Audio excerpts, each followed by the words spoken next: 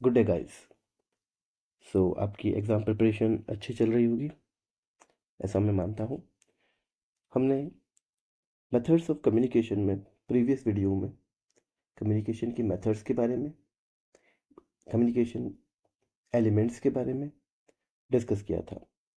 अब communication barrier का जो पार्ट था वो उस वीडियो में हमारा रह गया था, तो उस पार्ट को मैं इस वीडियो में कवर करने की कोशिश करूँगा।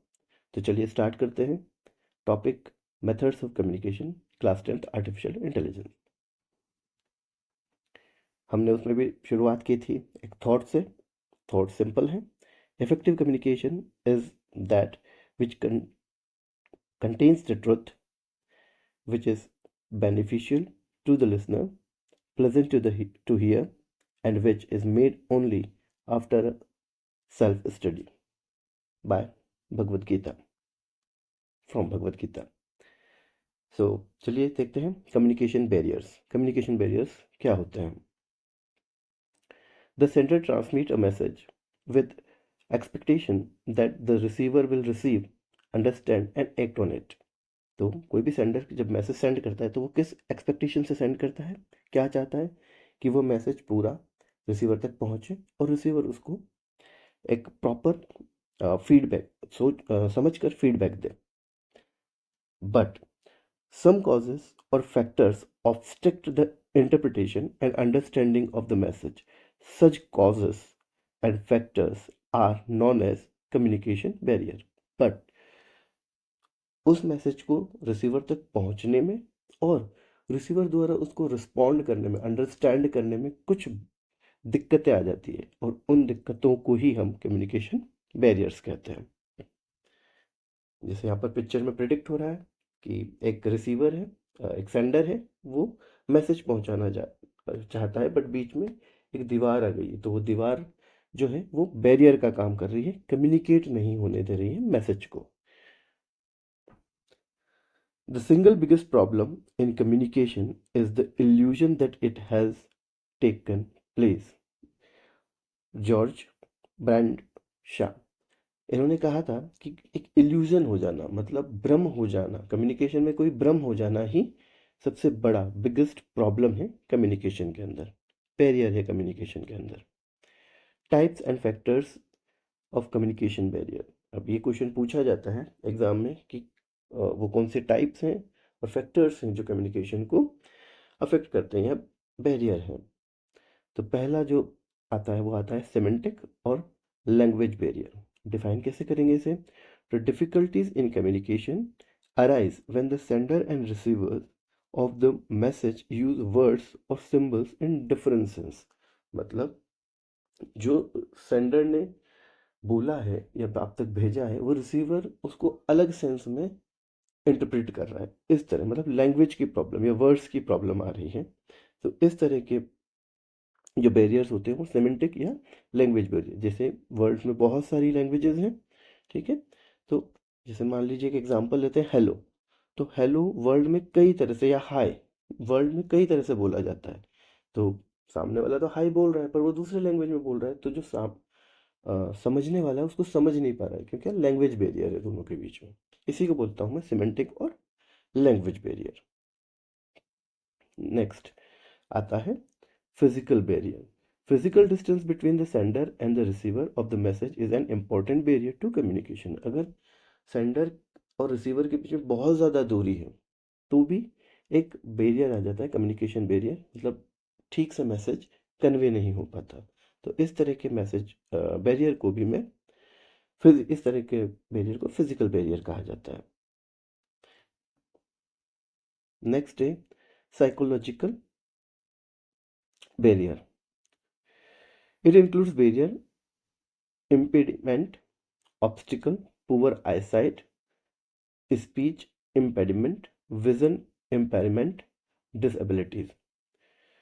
जो फिजिकल बैरियर्स होते हैं, मतलब देखने में, सुनने में, किसी भी चीज़ को समझने में अगर प्रॉब्लम आ रही है, आपकी आई साइट कमज़ोर है, आपकी स्पीच में दिक्कत है, ठीक है। तो इस तरह के अगर जो हियरिंग प्रॉब्लम है, मतलब सुनने में ही प्रॉब्लम है, तो इस तरह की जो फिजियोलॉजिकल बैरियर्स होते हैं उन बैरियर को बोला जाता है physiological barrier. Okay. Next, inadequate attention barrier.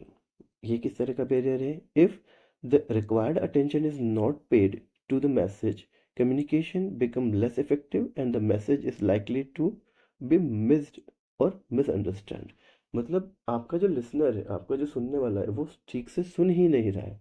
अधिकतर जैसे क्लासरूम्स में होता है, टीचर पढ़ा रहे होते हैं, लेक्चरर्स लेक्चर दे रहे होते हैं, पर स्टूडेंट ध्यान नहीं देते उन पर। तो इस तरह का जो बैरियर होता है, जिसमें स्टूडेंट ही ध्यान नहीं दे रहा है, आप चाहे पढ़ा रहे हो तो भी कम्युनिकेशन नहीं कर पाएगा, आपका मैसेज ठीक से कन्वे नहीं हो पाएगा। नेक्स्ट टाइप का बैरियर आता है cultural barrier. Cultural communication barriers are obstacles that harm moral and decrease productivity in an organization through misunderstanding of a cultural concept. Culture is the shared set of beliefs, values, behavior, laws, and ceremonies by a group of people. मान लीजिए culture ही अलग है आप लोगों के, तब भी बहुत सारी ऐसी चीज़ होंगी जो आपके कल्चर में होती होंगी पर दूसरे कल्चर में नहीं होती होंगी। The stereotypical, that is unhealthy assumption that people make about each other based on cultural backgrounds act as a barrier to the communication. So हमें पता है कि बहुत सारे कल्चर्स हैं, इन इवन इन इंडिया में भी कल्चर्स डिफरेंट डिफरेंट है, डिफरेंट स्टेट्स के कल्चर डिफरेंट डिफरेंट है।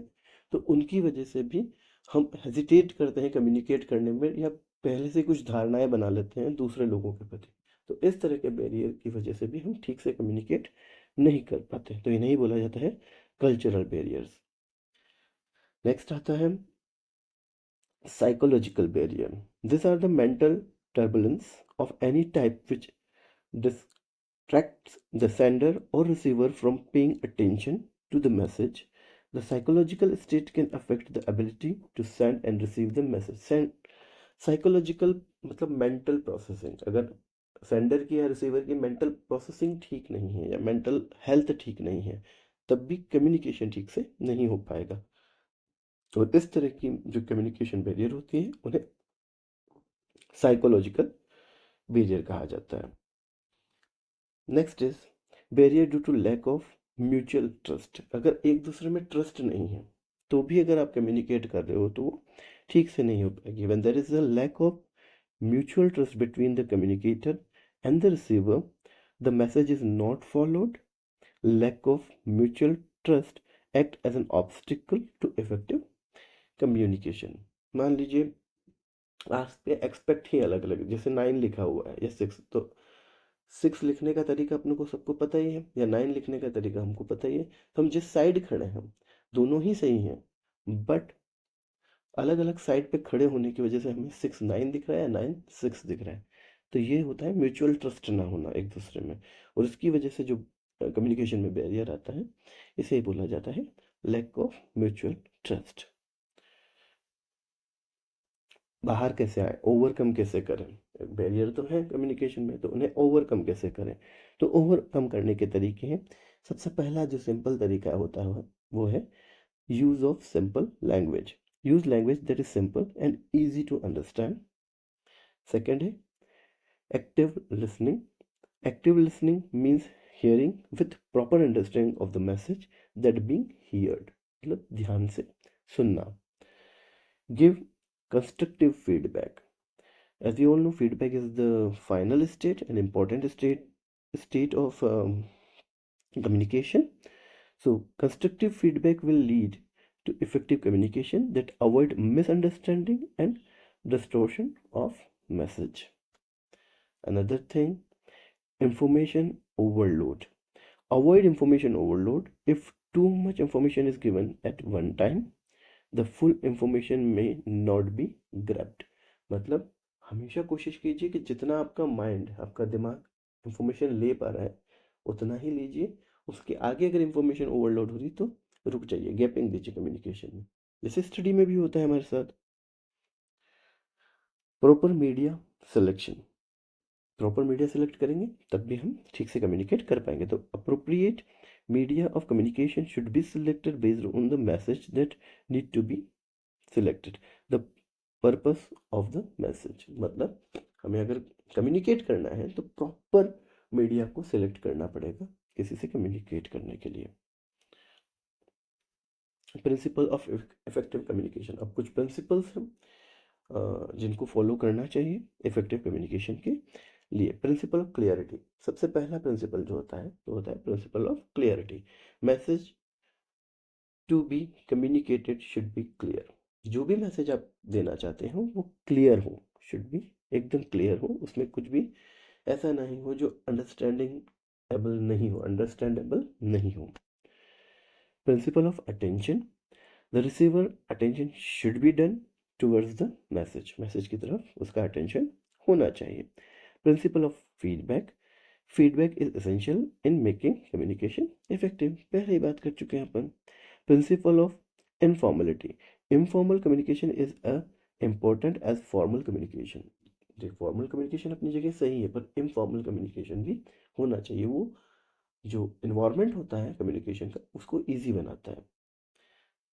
Fifth is principle of consistency, communication should be consistent same as with policies plans and objective of the organisation, मतलब जो भी principal consistency है, ठीक है, वे उस कंसिस्टेंसी के साथ ही उनकी पॉलिसीज प्लान ऑब्जेक्टिव्स सब क्लियर होकर ही कम्युनिकेशन होना चाहिए। Principle of timeline, communication should be done at a proper time, हर समय कोई सा भी मैसेज हर समय नहीं भेज सकते हम, तो एक प्रॉपर टाइम पे प्रॉपर मैसेजिंग होनी चाहिए, तभी वो इफेक्टिव होगी। The principle of adequacy, the information communicated should B adequate sufficient and complete in the respect, मतलब आप जो मैसेज देना चाहते हो उसमें जो भी इंफॉर्मेशन हो वो कंप्लीट हो उस मैसेज से रिगार्डिंग, एडिक्वेट हो, तभी वो मैसेज इफेक्टिव हो पाएगा। Now 7 C's of effective communication, इसके ऊपर भी क्वेश्चंस पूछे जाते हैं, तो मैंने शॉर्ट नोट की तरह ही बनाया है ये, ताकि केवल इतना अगर आप लिखेंगे तो दैट्स इनफ। सो 7 C's कौन से the 7 C's of communication provides a checklist of making your communication in the most clear and effective way. तो कौन से हैं 7 C's? 7 C's of communication, first is clear, second is concrete, concise, consideration, complete, correct and courteous। तो ये 7 C's, अगर इन 7 C's का हम ध्यान रखेंगे तो हमारा जो कम्युनिकेशन होगा वो इफेक्टिव होगा। एक एक करके अपन इनको देख लेते हैं। 7 C's कौन से हैं? फर्स्ट इज क्लियर, मतलब be clear about the goal and purpose of your communication, आपकी कम्युनिकेशन का गोल क्या है, उसका पर्पस क्या है, उसके लिए आप क्लियर रहें। Concise, keep your message to the point, short and simple, मतलब मैसेज को ज़्यादा बढ़ा चढ़ा के नहीं करना है, जितना आपको मैसेज कन्वे करना है उतना ही मैसेज कन्वे होना चाहिए। Concrete, what do you mean by concrete? Provide detail but not too much detail, be clear, ठीक है, उतनी ही डिटेल हो जितनी चाहिए। Correct, make sure message is accurate and grammatically correct, okay, तो करेक्ट का मतलब समझ ही गए होंगे आप। Complete, ensure receiver has everything to understand the message, मतलब कुछ कमी ना हो, जो भी इंग्रेडिएंट्स चाहिए उस मैसेज को कंप्लीट करने के लिए वो सारे उसमें होने चाहिए। Consideration, that is message should be prepared keeping the receiver in mind, मतलब किसको कंसीडर करना है? रिसीवर को कंसीडर करके मैसेज लिखना है, ठीक है, कि उसको क्या क्या चाहिए। courteous, courteous means message should be polite, friendly, professional and open, मतलब एक प्रोफेशनल वे में आपको अपने मैसेज को कन्वे करना है। सो ये 7 C's हैं कम्युनिकेशंस के, जिनको जिनका ध्यान रख के कम्युनिकेशन को इफेक्टिव बनाया जा सकता है। व्हाट इज अ फ्रेज, अब हम सेंटेंसेस और फ्रेजेस के बारे में पढ़ेंगे जो आपके सिलेबस में है। A phrase is a group of words that stand together as a single grammatical unit, ये इसकी डेफिनेशन है। A phrase can not convey a complete thought और idea, this is the simplest definition of phrase. Example देख लेते हैं, जैसे was reading, very tall, on the table. अब यहाँ पर इन तीनों ही सेंटेंसेस में हम क्लियर नहीं है कि क्या है, ठीक है। तो कंप्लीट सेंस नहीं दे रहा है, ग्रुप ऑफ सेंटेंस तो है पर कंप्लीट सेंस नहीं दे रहा है, मतलब ये फ्रेज है। नाउ सेंटेंस क्या होगा, व्हाट इज सेंटेंस? तो sentence is a group of words that express a complete idea, ठीक है। एग्जांपल देख लेते हैं, जैसे उसमें था was reading, he was reading, ये कंप्लीट सेंस दे रहा है मुझे। वहां पर था very tall, the giraffe is very tall, complete sense दे रहा है मुझे, ठीक है। वहां पर था ऑन द टेबल, फ्रेज था, जबकि the flower pot on the table, अब मुझे कंप्लीट सेंस मिल रहा है। तो this is the difference between a phrase and a sentence. Next kind of sentences, अब कितने काइंड के सेंटेंस होते हैं देख लेते हैं अपन, ठीक है। तो सबसे पहले होता है डिक्लेरेटिव सेंटेंस। क्या करता है, a simple sentence that is used to provide information about something और state a fact, it ends with a full stop, ठीक है। एक सिंपल सेंटेंस होता है जो प्रोवाइड करता है इंफॉर्मेशन या किसी फैक्ट को बताता है और फुल स्टॉप से एंड होता है। जैसे यहाँ पर देखिए, आई लाइक फ्रीडम, एक ये थीफ की फोटो है, वो बोलता है मुझे फ्रीडम पसंद है। तो declarative sentence make a statement, इसने एक स्टेटमेंट दिया है। नेक्स्ट सेंटेंस है इंट्रोगेटिव। इंट्रोगेटिव सेंटेंस क्या होते हैं, interrogative sentence ask a question, जो सेंटेंस क्वेश्चन पूछते हो, they want information and always ends with a question mark, किससे एंड होते हैं, क्वेश्चन मार्क से। जैसे इसने बोला is it not this great, क्या ये ग्रेट नहीं है, ये कुछ अच्छा नहीं है, तो ये क्वेश्चन पूछ रहा है। तो क्वेश्चन पूछने वाले जो सेंटेंसेस होते हैं उनको इंट्रोगेटिव बोलते हैं। इम्पेरेटिव, अब इम्पेरेटिव क्या होता है, sentences which express a command और ऑर्डर, अगर कोई ऑर्डर दे रहे हो, कुछ कमांड दे रहे हो आप, तो इस तरह के सेंटेंसेस जो होते हैं वो इम्पेरेटिव होते हैं। They tell they tell us to do something, they ends with a full stop, catch me if you can, ठीक है। तो ये एक तरह से ऑर्डर भी दे रहा है कि अगर हिम्मत हो तो मुझे पकड़ लो, ठीक है। Imperative sentences give a command. And the next sentence is exclamatory sentences which express a strong feeling, कोई ऐसे सेंटेंस जो बहुत स्ट्रॉन्ग फीलिंग्स को बता रहे हो, they always ends with an exclamatory mark. तो इंट्रोगेटिव और एक्सक्लेमेटरी को पहचाना इजी है, वो फुल स्टॉप से और ये एक्सक्लेमेटरी मार्क से एंड होते हैं। आई एम फ्री, जैसे इन्होंने कहा आई एम फ्री, तो एक स्ट्रॉन्ग फीलिंग है, मैं आज़ाद हो चुका हूँ। तो इस तरह की अगर फीलिंग्स बता रहा है तो वो जो सेंटेंस है वो उसको बोलते हैं एक्सक्लेमेटरी सेंटेंसेस, ठीक है। सेंटेंसेस बाय इट्स स्ट्रक्चर, अब स्ट्रक्चर से भी हम सेंटेंसेस को डिफरेंशिएट कर सकते हैं, देखते हैं कौन से होते हैं वो। तो a sentence may also analyzed by its structure. There are four types of sentences, sentence structures. First होता है सिंपल, सेकंड होता है कंपाउंड। फर्स्ट पढ़ लेते हैं पहले, अ simple sentence has one dependent clause. Example, जैसे इसके एग्जाम्पल से ही पता चल रहा है, Ram reads a book, Ram book read करता है। कंपाउंड स्टेटमेंट क्या होता है, a compound statement has two dependent clauses joined by a coordinating conjunction for and but or yet, a conjunctive adverb however therefore or a semicolon। example, Ram reads book but Sita reads novel। तो मैंने दो जो simple sentence थे उनको जोड़ दिया, ठीक। ये होते हैं कंपाउंड। कॉम्प्लेक्स सेंटेंसेस थर्ड होता है और फोर्थ होता है कॉम्प्लेक्स कंपाउंड कॉम्प्लेक्स। अब कॉम्प्लेक्स क्या होता है, a complex sentence has one dependent clause joint to an independent clause. Example, although Ram reads, अब यहाँ पर although लग गया आगे, although Ram reads book, Gita reads short stories, ठीक है। तो यहाँ पर कुछ नेगेटिव तरह की बात हो रही है, तो कॉम्प्लेक्स सेंटेंस बन गया ये। अब कंपाउंड कॉम्प्लेक्स क्या होता है, a compound complex sentence has two independent clause, ठीक है, joint to one or more dependent clauses.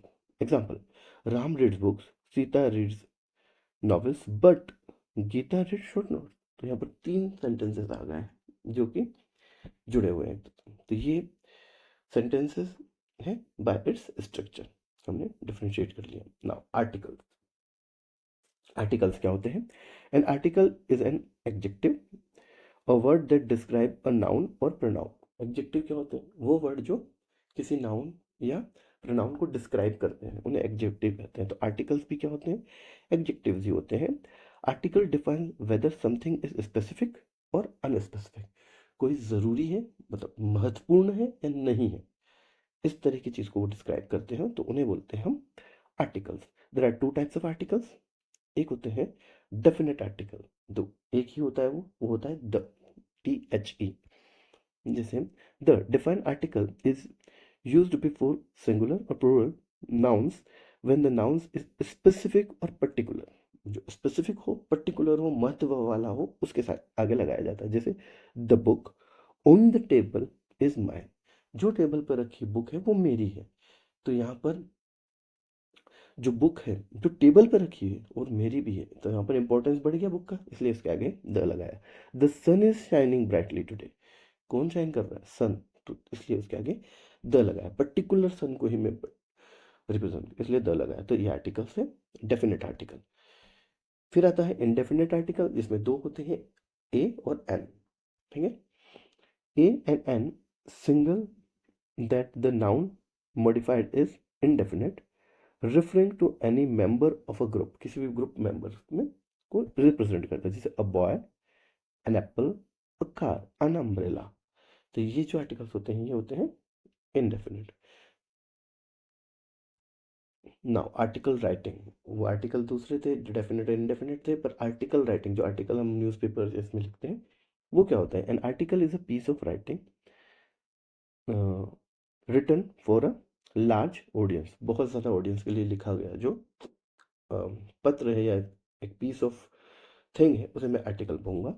The main motive behind writing an article is that it should be published in either newspaper or magazines or journals so as to make some difference to the world। ठीक है, हम दुनिया को किसी topic के बारे में समझाना चाहते हैं, तो उसके लिए एक शॉर्ट नोट्स की तरह हम लिखेंगे, तो उसे हम आर्टिकल कहेंगे।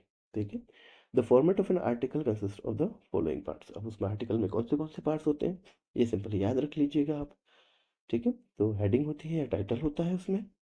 ठीक है, इंट्रोडक्शन ऑफ द टॉपिक होता है, causes of the topic, advantages and disadvantages of the topic, aesthetics of the topic and conclusion। तो ये 6 पार्ट्स अगर इंक्लूड कर देते हैं तो हमारा आर्टिकल तैयार हो जाता है। आपके सिलेबस में इतना ही है, तो बस आप इतना पढ़ लीजिएगा, दैट्स इनफ। पैराग्राफ, पैराग्राफ क्या होता है? A paragraph is a series of sentences that are organised and coherent wherein all of those sentences are pretend pertaining to a single topic। मतलब एक फ्लो में लिखा गया सेंटेंसेस होते हैं, ऑर्गेनाइज सेंटेंसेस होते हैं जो किसी टॉपिक के बारे में बताते हैं। The four elements essential to good paragraph writings are, अब 4 जो इंपॉर्टेंट एलिमेंट्स हैं जो एक पैराग्राफ राइटिंग में होने ही चाहिए, वो कौन से हैं देख लेते हैं। यूनिटी, मतलब a paragraph should be unified around the main idea which is express in the topic. मतलब जिस टॉपिक के बारे में आप बात कर रहे हो, जिस मेन आइडिया के बारे में आप बात कर रहे हो, उस पर ही यूनिफाइड होना चाहिए, उससे अलग बात नहीं होनी चाहिए। दूसरा, ऑर्डर।